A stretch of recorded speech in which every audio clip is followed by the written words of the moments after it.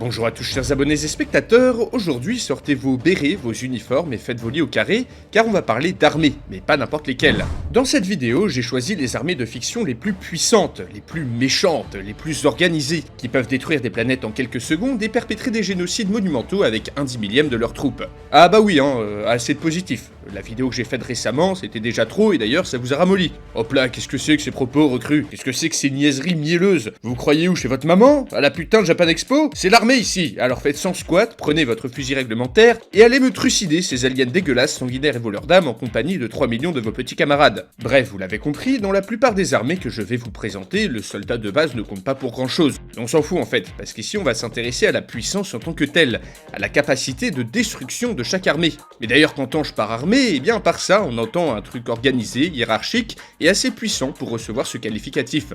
On parle pas d'un groupe de danseuses en slip de bain, mais d'une machine de guerre capable de soumettre des galaxies entières. Ah oui, et toutes les entrées de ce classement seront aussi des armées puissantes. Je parle pas d'une armée de victimes, genre l'armée de Dumbledore, des niaises, des bateaux, fait des feux d'artifice. Non, c'est la guerre ici. Et j'accepterai dans cette vidéo rien de moins qu'une force capable de détruire la Terre et ses habitants en un temps scandaleusement court. Alors bien sûr, même si je garde l'armée la plus puissante pour la fin, le classement n'est pas dans l'ordre et reste purement personnel. Il y a trop d'armées puissantes dans la fiction, donc j'ai dû choisir bien entendu. Bref, je pense que vous l'avez, la joie, la bonne humeur, c'est fini. D'ailleurs, petit jeu à faire dans les coms, essayez d'imaginer des confrontations entre les différentes armées de ce classement, et mettez-moi aussi d'autres armées qui pourraient avoir leur place ici. Maintenant, recrue, ouvre bien grand les moules desséchés qui te servent d'oreille, car on commence ce classement par... 5. La garde impériale. Oh, voilà une nouvelle recrue.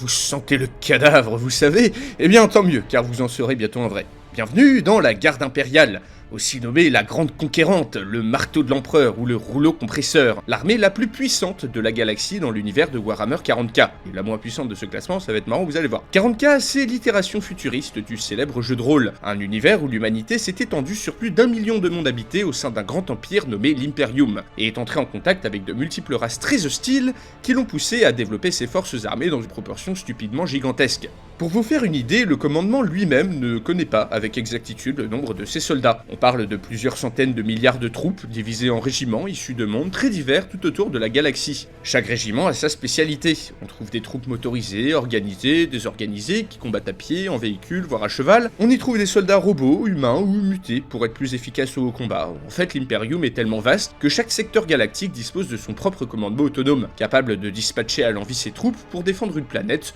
entamer une croisade ou se défendre contre une invasion d'orques.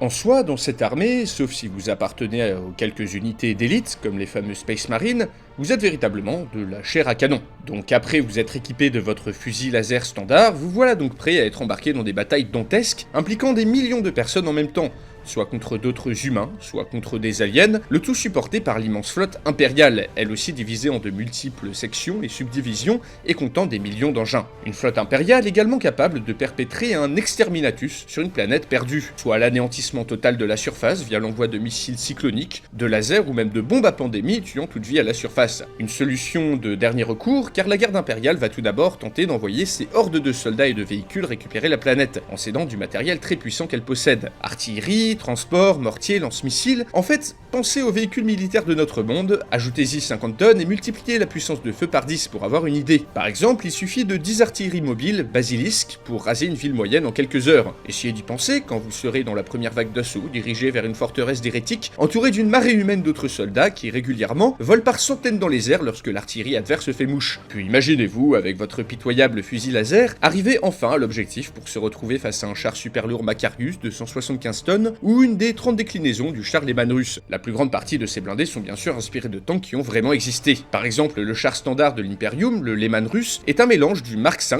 pour le bas et du B1 bis français pour le haut de la Seconde Guerre mondiale, des modèles qui sont tous jouables dans World of Tanks, le sponsor du jour. Waouh, quelle transition si bien amenée. Bon, je vais la faire simple. Si ça vous dit de faire joujou avec des gros blindés, World of Tanks est un jeu PC gratuit, tout public, qui propose des combats 15v15 en incarnant plus de 600 chars customisables sur 40 maps différentes, allant du front de l'Est à l'Afrique du Nord. Après avoir téléchargé et lancé le jeu, choisissez une faction, oui les Français sont disponibles, et embarquez dans des chars légers, moyens, lourds, des chasseurs de chars, voire de l'artillerie qui soit ont vraiment existé, soit sont tirés de concepts qui n'ont jamais vu le jour. Baladez-vous en T-34, refaites la bataille de France en B1 bis, ou atomiser vos adversaires avec un gros Panzerwerfer, il y a de quoi varier les plaisirs, d'autant plus que vous pouvez également jouer sur mobile. Mais le jeu ne se limite pas à proposer des tanks de la Seconde Guerre mondiale, vous pouvez également jouer des tanks de la guerre froide et même quelques tanks modernes. World of Tanks compte 210 millions de joueurs depuis la création du jeu, ce qui fait 210 millions de nouveaux amis à dégommer. Et si vous aussi vous voulez le télécharger, n'oubliez pas d'utiliser le code TANKMANIA qui vous donnera accès à 7 jours de premium, 250 000 crédits, un char britannique offert et 3 chars premium en location avec 10 batailles chacun. Je vous laisse bien sûr le lien en description pour vous renseigner. Et sur ce, retour au classement des armées les plus puissantes de la fiction, avec en 4, les Combines. Alors, normalement, on dit le cartel en français, mais je trouve que Combine, ça sonne mieux, et certes, les Combines en question se sont fait victimes par un type qui saute partout en tapant sur n'importe quoi avec sa barre de fer. Néanmoins, il n'empêche que les grands méchants du jeu vidéo Half-Life 2 ont réussi à conquérir la Terre en moins de 7 heures. On parle tout de même d'un empire non seulement intergalactique, mais surtout interdimensionnel. On parle d'une armée possédant une avance technologique énorme sur l'humanité, qui a permis aux Combines originels de régner sur des centaines, voire des milliers d'univers différents. Oui, on parle bien d'univers, pas de planète, pas de galaxie, mais d'univers. Alors, comme pour Warhammer, on ne connaît pas la taille exacte de l'armée Combine. Tout juste sait-on qu'elle est monstrueusement grande et bien plus avancée technologiquement que l'Imperium de Warhammer 40k, car ce dernier n'est pas capable de voyager à travers le multivers. Dirigée par les tout-puissants bienfaiteurs, l'armée Combine ne se contente pas d'envoyer bêtement des millions de soldats à l'abattoir pour conquérir une planète, mais va littéralement téléporter des villes, d'un coup, directement sur place. Impossible de les voir venir donc, d'où le fait que leurs attaques sont d'une efficacité redoutable.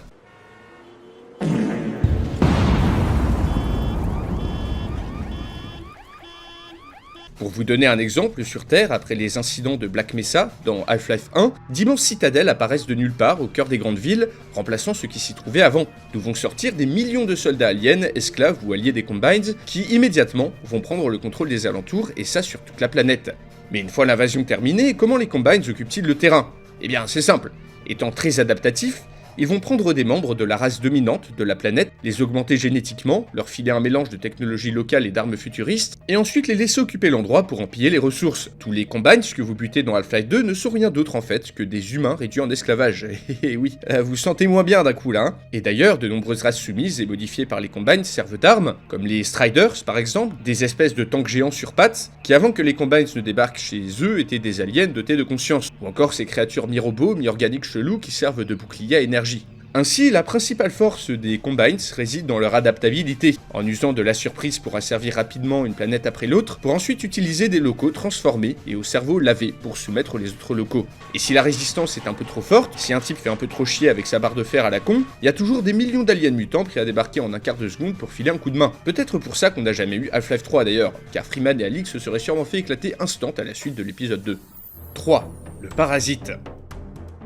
Peut-on parler d'armée lorsqu'on a sous les yeux une masse de chair grouillante et torturée, digne des pires visions infernales de Dante? Eh oui, techniquement, l'ennemi le plus dangereux de la série Halo possède une hiérarchie et est organisé, nombreux et très puissant. Le parasite est une espèce qui se répand en récupérant la biomasse de ses opposants pour la transformer en soldats. Il y a donc dans l'armée parasite autant de soldats différents que d'espèces assimilées, et tous contrôlés par d'immenses cerveaux organiques appelés fossoyeurs, qui font office de chef.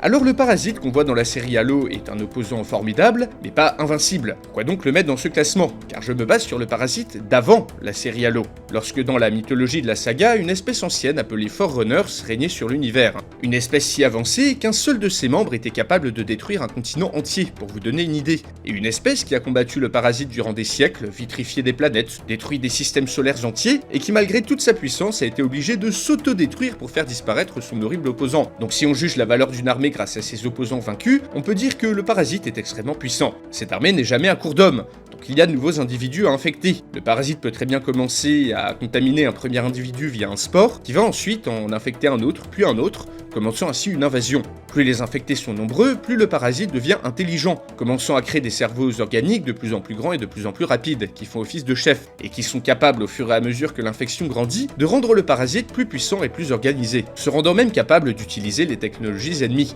voire d'en créer carrément si l'infection est trop grande. L'armée parasite à son paroxysme prit le contrôle de millions millions de mondes, infecté des milliards d'individus, et a créé des cerveaux gigantesques lui permettant de créer des vaisseaux biologiques et de mener des attaques organisées contre d'autres mondes grâce à d'audacieuses tactiques. Pour vous donner une idée, le parasite à son plus haut peut très bien engloutir la Terre juste en l'avalant avec de la biomasse, en bouffant tout le monde au passage en quelques minutes seulement, soit encore moins que les Combines. Encore plus dingue, l'existence dans les bouquins Halo de routes galactiques, soit d'immenses masses biologiques parasites capables de lancer des tentacules de chair immenses dans l'espace, capables d'engloutir des planètes entières, de corrompre des IA, voire de distordre l'espace-temps. Et oui, rien à voir avec les petites merdes qui vous sautent dessus, le parasite c'est comme la série Halo, c'était mieux avant. 2. Les Daleks. Bon, ok, ils sont ridicules avec leur aspect de poubelle robot, mais il ne s'agirait surtout pas de sous-estimer les grands ennemis du célèbre Doctor Who. Alors ici, on ne parle pas des premières versions des Daleks au début de la série, qui se résument à des casseroles stupides avec des guns. Non, ici on parle de l'armée Dalek lors d'un événement appelé la Dernière Guerre du Temps. Les Seigneurs du Temps, dont Doctor Who fait partie, affrontèrent les Daleks dans un conflit dévastateur qui ferait passer la guerre Forerunners Parasite pour une bagarre d'écoliers. Lors de cette guerre, les forces Daleks dépassaient 1 milliard d'individus. Des individus qui, même seuls, sont d'une puissance ridiculement élevée, et dont le seul but est d'exterminer toute vie dans l'univers.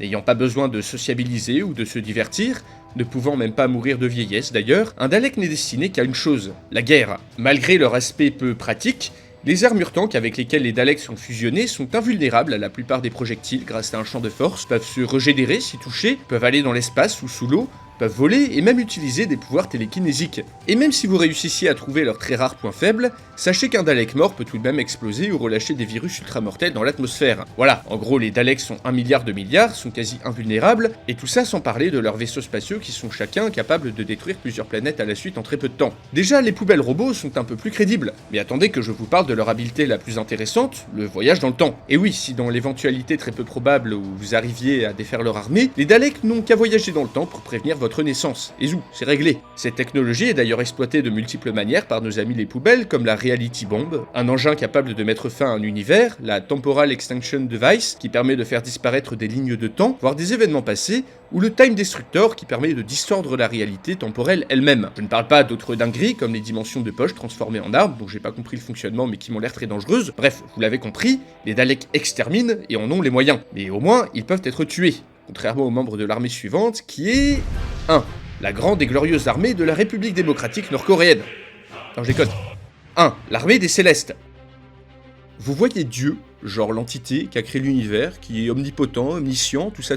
Bah maintenant, imaginez une armée d'êtres comme lui. Dans l'univers Marvel, la race des Célestes est responsable de rien de moins que la création de l'univers, du multivers et de l'espèce humaine. Regroupés en armée sous le commandement des Célestes les plus puissants, ces êtres président littéralement le destin de galaxies entières et disposent de capacités plus ou moins infinies. Un seul Céleste peut provoquer un tsunami en perdant un poil de cul, tandis que les plus puissants peuvent déplacer des planètes par la force de leur volonté, distordre l'espace-temps, voire tout simplement faire disparaître les univers qu'ils créent. Ils peuvent manipuler la matière, l'énergie et la réalité, et vont jusqu'à créer des concepts, comme l'éternité, l'infini, la mort. Oui, c'est ultra cheaté, je sais. Et c'est pour ça que les Célestes sont les êtres les plus puissants de l'univers Marvel, et que leur armée, sans compter plus de quelques dizaines d'individus, te bouffe toutes les autres armées de ce classement en clignant brièvement des yeux. Et leur faible nombre est compensé par le fait que l'armée céleste peut totalement se trouver à des centaines d'endroits à la fois, démontrant ainsi qu'ils possèdent le don d'ubiquité. Et même si c'est peu clair dans les comics, ils posséderaient peut-être aussi le pouvoir de voyager dans le temps, comme les Daleks. Même en imaginant un conflit Dalek versus Céleste, je pense que ces derniers gagneraient tout de même, pour la simple et bonne raison qu'ils existent depuis l'aube des temps et ont toujours été les êtres les plus puissants, rendant impossible pour les Daleks le fait de voyager dans le temps pour les empêcher d'apparaître. Échec et mat, je pense qu'on a trouvé l'armée la plus puissante. Mais peut-être que je me trompe, peut-être que j'ai oublié une armée dans ce classement. Et bien si c'est le cas, mettez-la moi dans les commentaires pour une éventuelle partie 2. Dans tous les cas, j'espère que vous avez apprécié la vidéo. Merci encore à World of Tank de m'avoir accompagné sur cette vidéo. Pour rappel, vous pouvez bénéficier de tout un tas de bonus avec le code TANKMANIA, donc n'hésitez pas à aller checker la description pour télécharger l'application. Et sur ce, chers abonnés et spectateurs, on se dit à la prochaine pour une nouvelle vidéo.